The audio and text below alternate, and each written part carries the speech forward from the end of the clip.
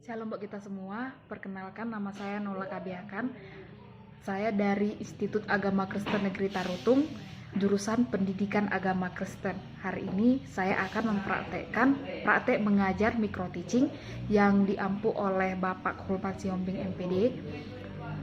Hari ini saya akan mengajar yaitu kelas 10 tentang mengasihi dan juga dapat memperoleh kasih, seperti itu.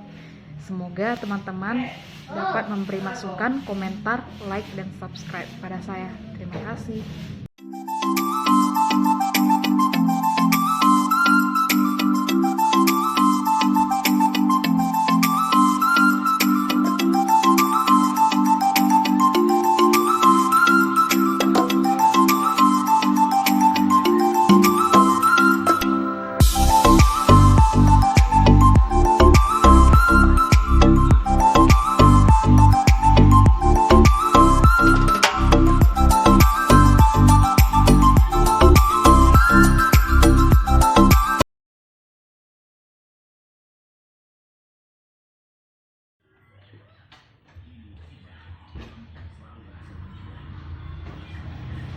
Selamat pagi buat kita semua.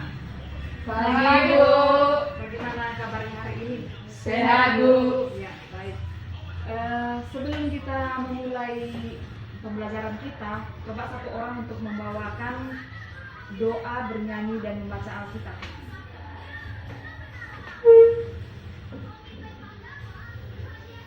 Shalom buat kita semua. Shalom. Pada hari ini kita buka Alkitab kita dari Roma 12 ayat 12. Roma 12 ayat 12. Kita membacanya secara bersama. 1, 2, 3 ya. Bersukacita dalam pengharapan, sabarlah dalam kesesatan, dan bertekunlah dalam doa. Kita angkat pujian kita bernyanyi kekuatan serta penghiburan. 1, 2, 3 ya.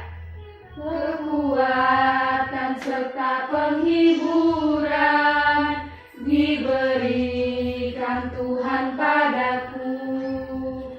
Tiap hari aku dibimbingnya, tiap jam dihibur hatiku, dan sesuai dengan firman Tuhan, ku diberikan apa yang perlu.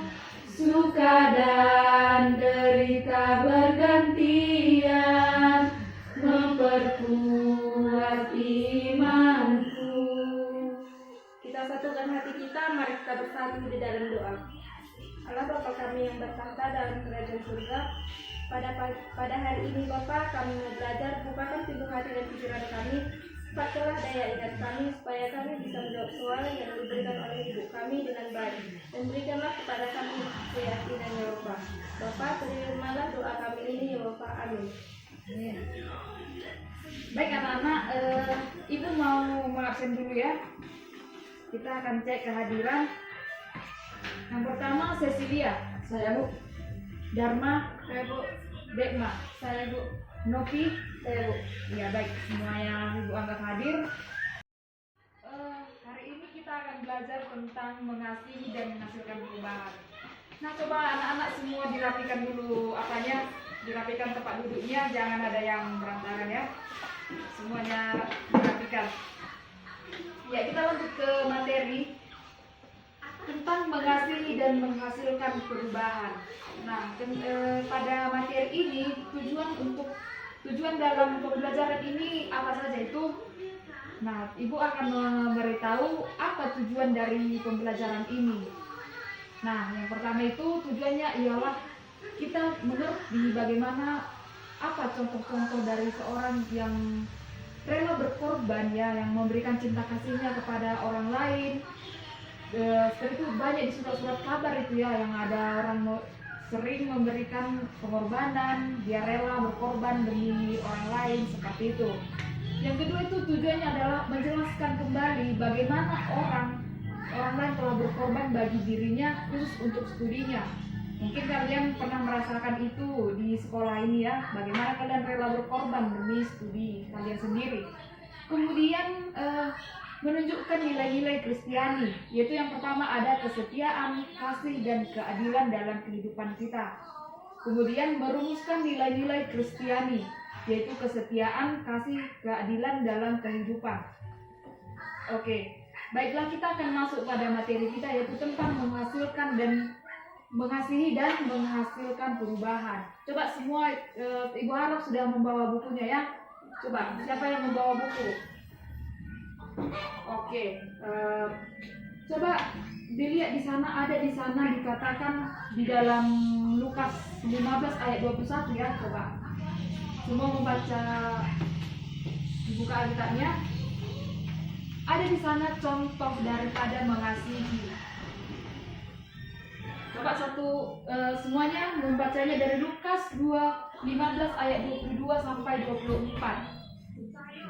Secara bergantian ya. Mulai dari Nopi. Lukas 15 ayat 21 sampai 24. Kata anak itu kepada bapaknya, "Bapak, aku telah berdosa terhadap surga dan terhadap Bapa. Aku tidak layak lagi disebut anak Bapa." Tetapi ayah itu berkata kepada hamba-hambanya, "Bekaslah bawa kemari jubah yang terbaik, pakaikanlah itu kepadanya, dan kenakanlah cincin pada jalinya dan sepatu pada kakinya. Dan ambillah anak lembu tumbul itu, sembelihlah dia, dan marilah kita makan dan bersukacita. Sebab anakku ini telah mati dan menjadi hidup kembali, ia telah hilang dan didapat kembali. Maka mulailah mereka bersukaria." Oke, baik. Di sana itu adalah merupakan contoh dari mengasihi. Di mana di sana adalah contoh yang menggambarkan cinta kasih seorang ayah. Nah, pada kali ini Ibu akan membentuk kalian dua kelompok, yaitu kelompok pertama Sesi dan Novi, kelompok kedua Degma dan Dharma. Nah, coba kalian diskusikan dulu di sana, ya, bagaimana apa yang terjadi terhadap anak bungsu tersebut. Kemudian apa yang dia rasakan, apa yang dirasakan anak bungsu tersebut terhadap uang yang dia miliki, yang sudah diberikan oleh ayahnya. Kemudian apakah dia merasa bahagia selamanya dengan memiliki uang tersebut? Kemudian apa yang dia lakukan ketika uangnya sudah habis? Nah, Ibu beri waktu untuk mendiskusikannya ya. Nanti ketika sudah diberitahu kepada Ibu.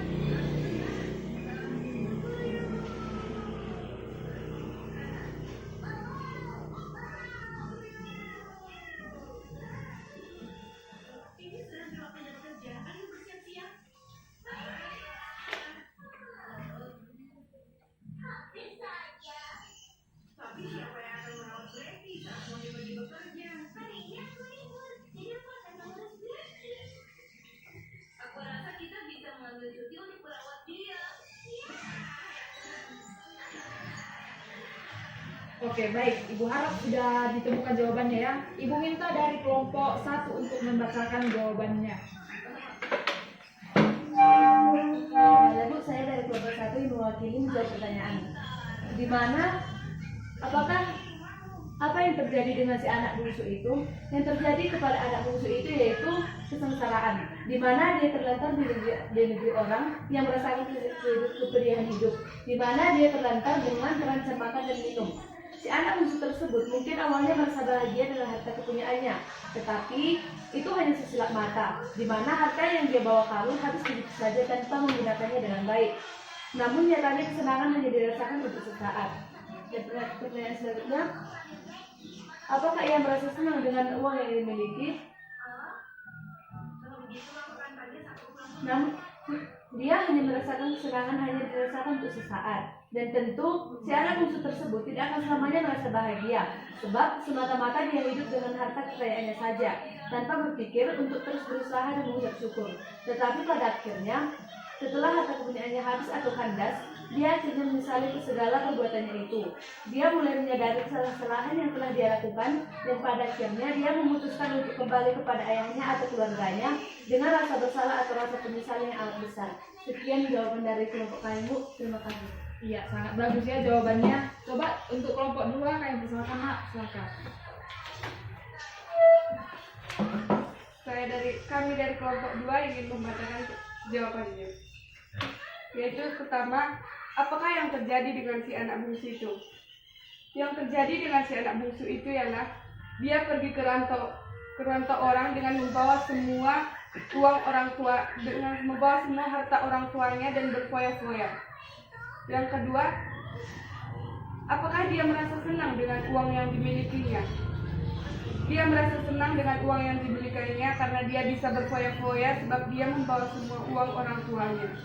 Yang ketiga, apakah dia selalu bahagia?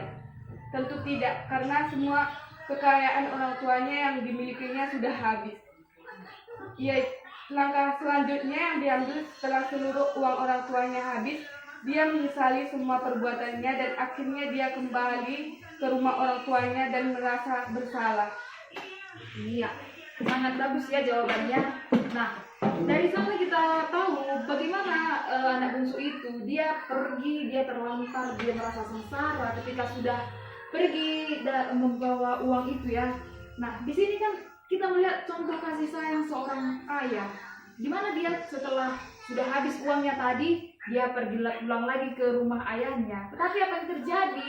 Ayahnya tetap menerima dia. Bahkan apa tadi dikatakan di ayat 24, menyembelih seekor apa itu?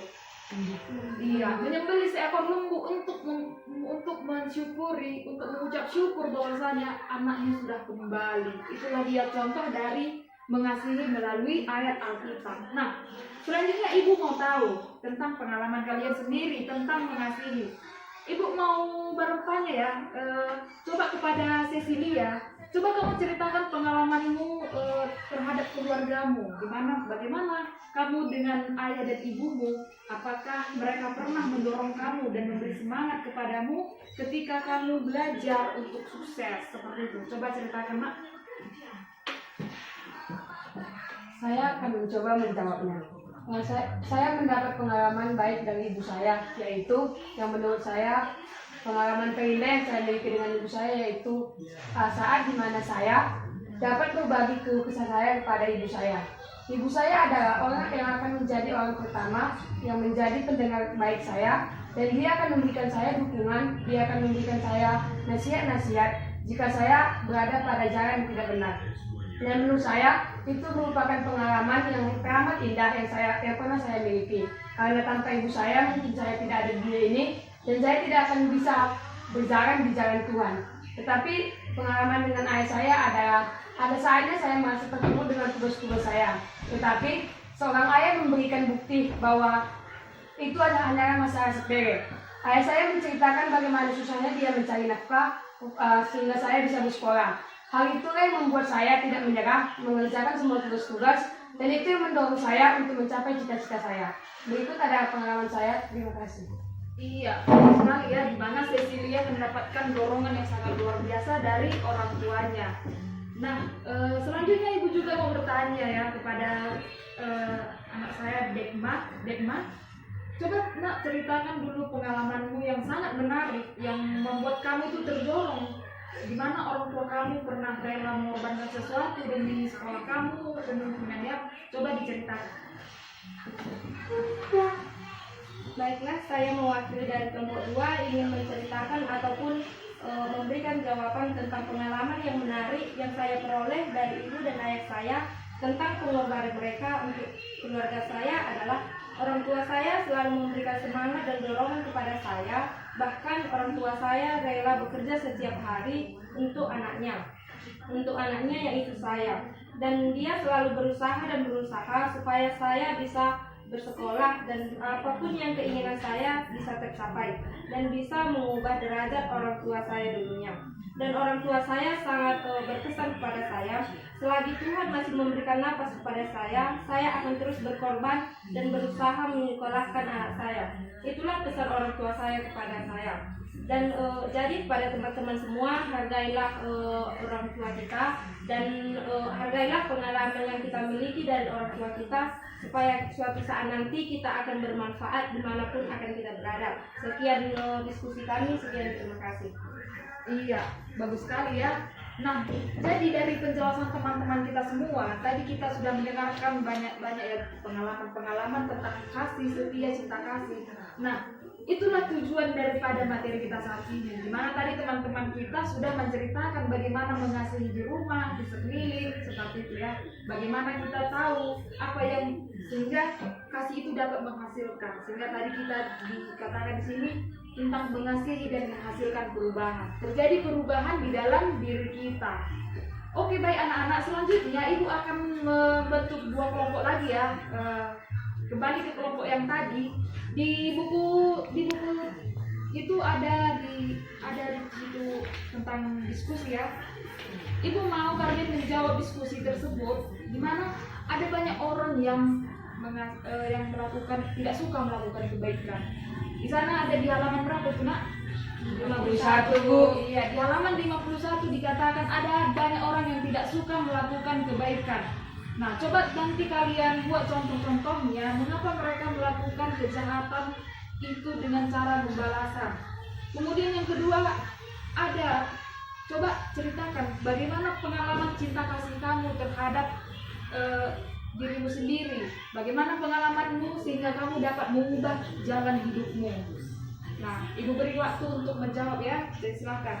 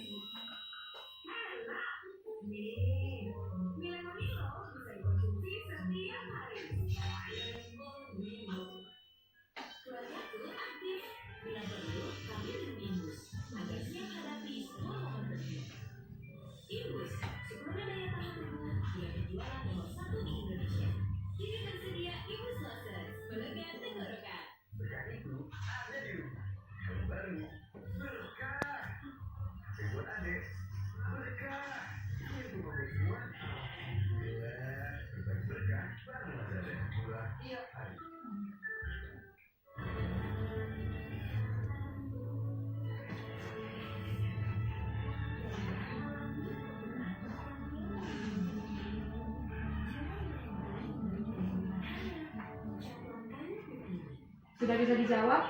Bentar lagi, Bu.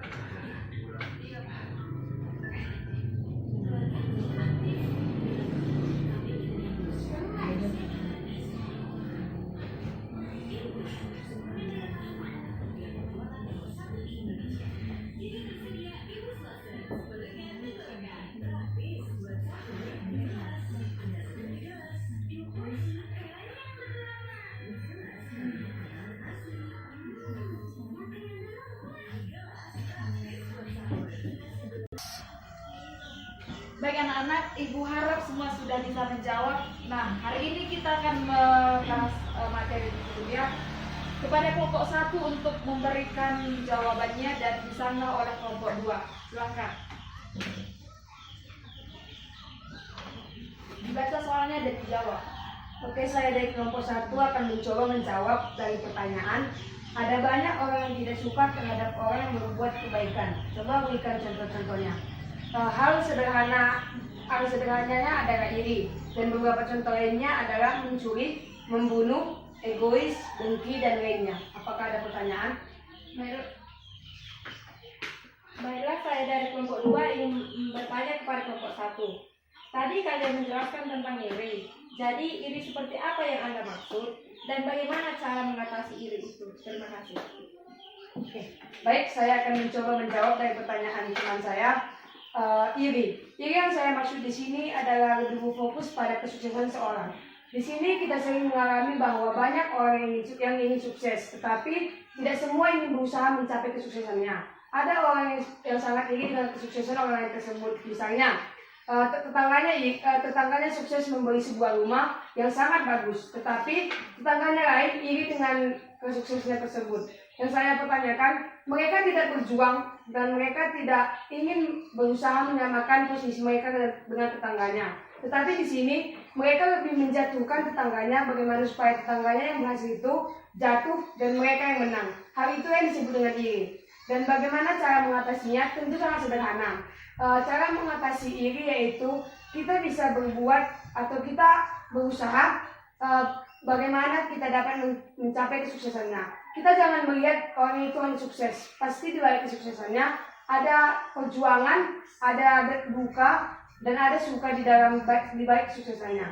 Jadi di sini saya menjawab cara mengatasinya yaitu kita tidak boleh menilai seseorang dengan cepat. Di balik setiap kesuksesan seseorang tentu ada perjuangan yang harus dilalui.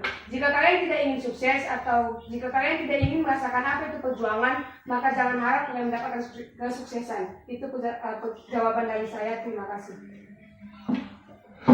Bagaimana kelompok 2 kalau bisa diterima?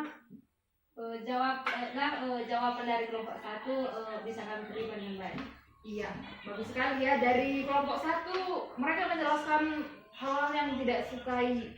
Ada orang yang tidak suka melakukan kebaikan. Tadi contohnya itu adalah salah satunya dengan iri. Iya, betul sekali ya. Kenapa orang tidak melakukan kebaikan itu? Mereka itu iri, ya. Jadi ada orang yang iri dengan kesuksesan orang lain, iri dengan apa yang didapatkan orang lain. Dia tidak menilai dirinya sendiri.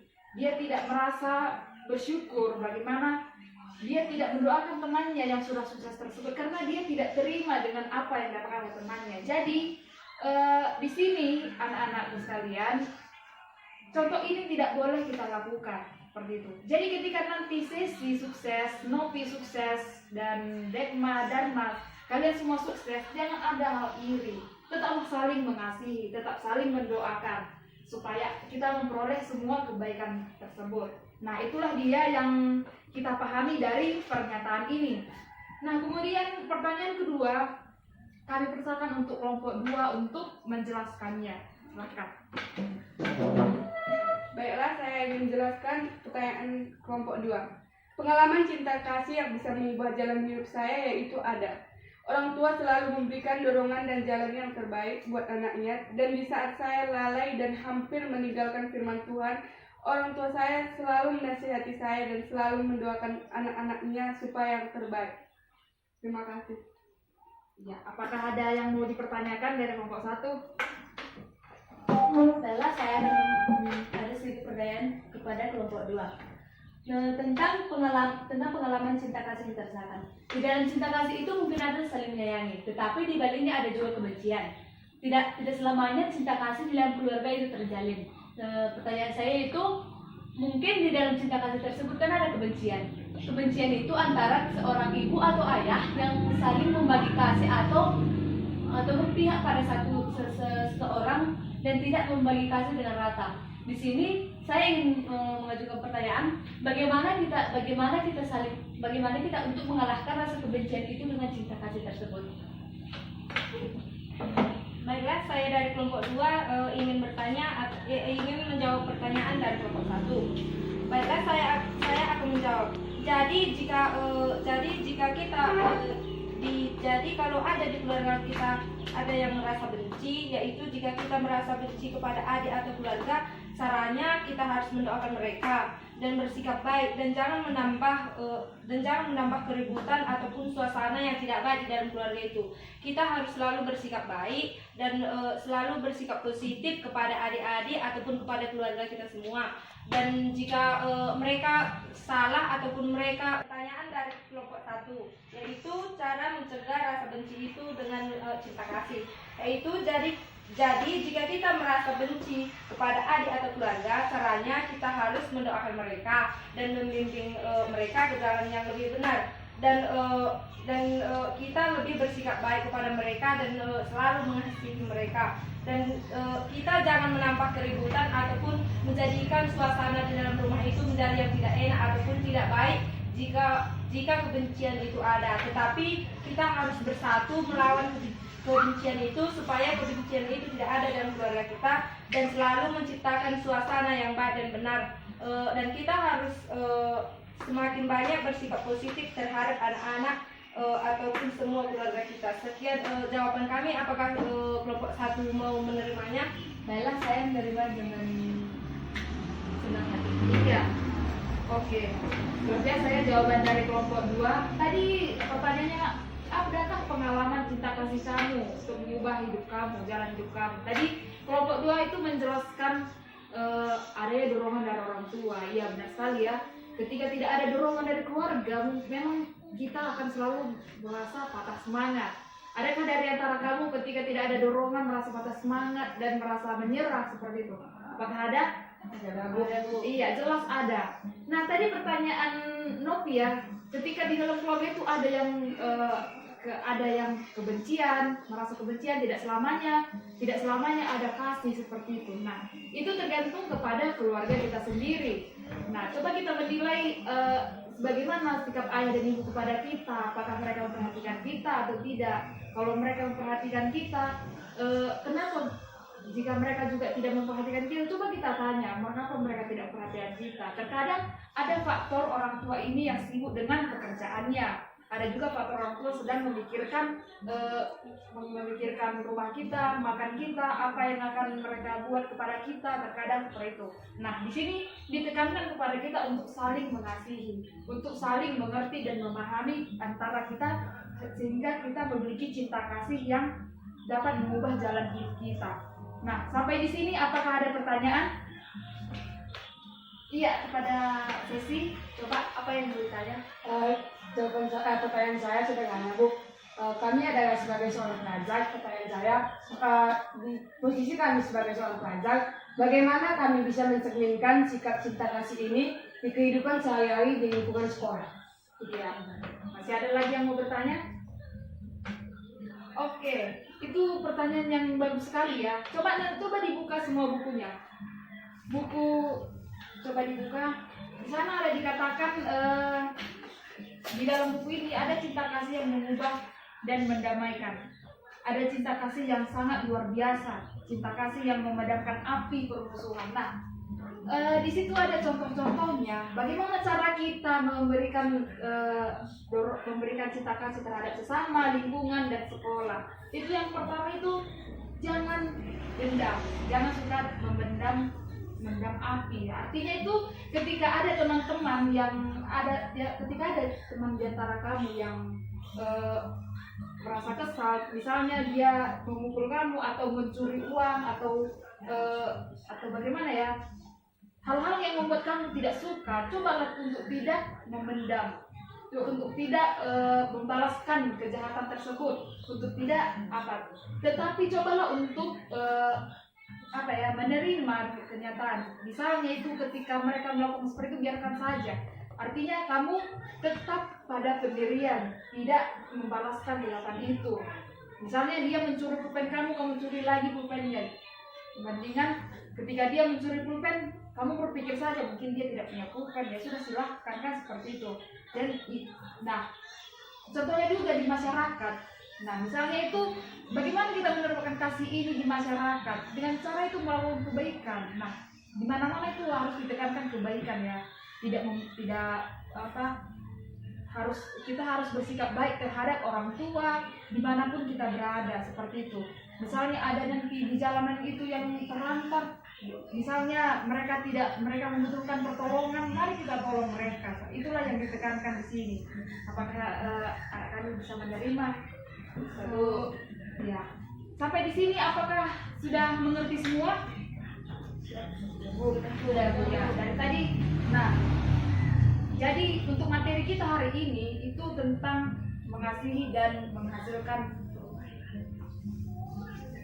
dan apa tadi?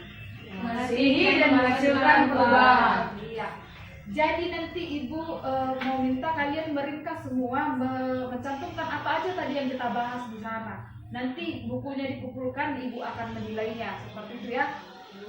Nah, kita akan menyimpulkan sekian untuk materi kita hari ini. Kita akan menyimpulkannya. Coba di dalam buku tersebut ada kesimpulan yang tepatnya di halaman 52, satu orang untuk membacakannya. Baiklah, saya akan membacakannya dari kesimpulan materi kita hari ini. Cinta kasih adalah kekuatan yang sangat dahsyat. Karena itu, tidak mengherankan apabila ternyata begitu banyak agama di dunia justru mengajarkan manusia untuk saling mencintai dan mengasihi. Sayangnya, banyak orang yang tidak memahaminya. Dan karena itu, seringkali lebih suka mengambil jalan pintas untuk menghasilkan perubahan. Misalnya, dengan kekerasan. Dalam pelajaran ini kita belajar bahwa cinta kasih, kesediaan untuk berkorban, pengampunan justru bisa memadamkan api kebencian dan permusuhan. Sebagai remaja kita perlu belajar bagaimana mengembangkan cinta kasih di dalam hidup kita sehari-hari dan menunjukkannya bahwa kepada orang-orang yang memusuhi dan membenci kita. Iya, jadi itulah untuk kesimpulan materi kita hari ini. Jadi semua nanti yang sudah tercantum kita pelajari tadi silahkan nanti dicatat dalam buku catatan. Ibu akan periksa minggu depan siapa yang mencatat untuk materi hari ini, Ibu akan kasih nilai. Jadi untuk nilai kalian hari ini Ibu sudah rekap di sini dan setiap harinya Ibu akan membuat penilaian terhadap kalian. Karena itu akan Ibu cantumkan supaya kalian memperoleh nilai dari Ibu. Jadi untuk hari ini nilai kalian itu sungguh memuaskan ya karena semuanya Ibu lihat aktif. Jadi untuk Ibu akan membacakan nilai kalian. Yang pertama Cecilia 90 dan ya kasih tepuk tangan ya. Cecilia 90, Dharma 85, Depma 95, 90.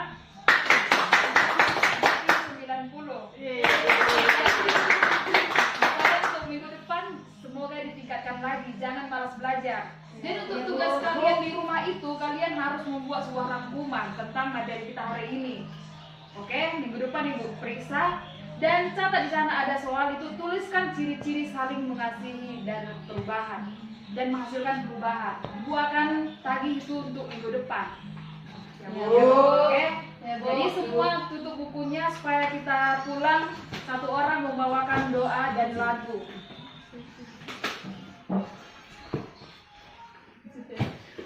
Ya, satu orang silakan.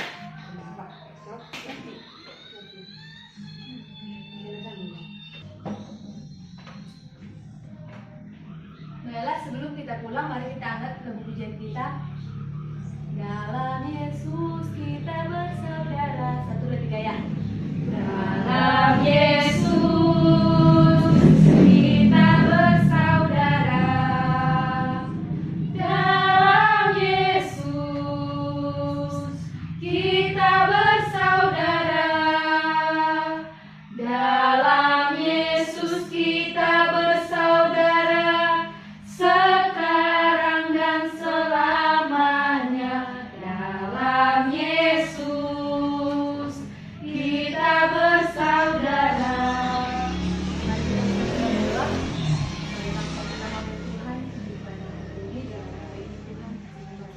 Maka kepada kami, Tuhan Yesus, terima kasih Tuhan atas berkat yang Kau berikan kepada kami dan mulai kami mengawali pelajaran kami Tuhan hingga mengakhiri. Tuhan, kiranya Kau berikan Tuhan pelajaran ini Tuhan bermakna bagi kami dan juga Tuhan sebagai sumber untuk kami meraih masa depan kami pulang. Tuhan Yesus, bagaimana Kau lindungi kami Tuhan sebentar lagi kami ingin pulang. Mari Tuhan yang tetap mencurahkan kasih. Tuhan, dari dosa yang kami buat selama ini sengaja maupun tidak sengaja, kiranya Tuhan yang mengampuni. Di dalam nama Yesus Kristus kami berdoa. Amin. Amin. Ya, sekian pelajaran kita. Selamat pagi. Pagi, Bu. Hai teman-teman, perkenalkan nama nama saya Novianti Kabiakan.